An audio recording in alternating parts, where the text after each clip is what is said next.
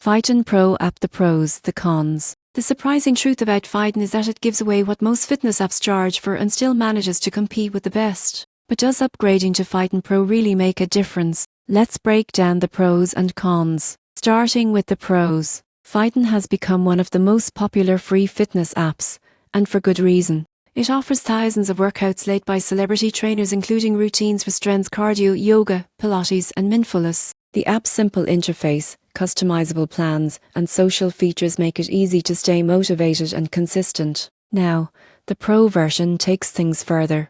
With FitOn Pro, you get personalized meal plans, exclusive classes, offline downloads and advanced analytics. It also integrates with fitness trackers for more accurate progress tracking. The best part, it's still far cheaper than most premium apps, making it a great value for the features offered. On the downside, while FitOn's variety is impressive, the workouts aren't as specialized as platforms like Tonal or Peloton.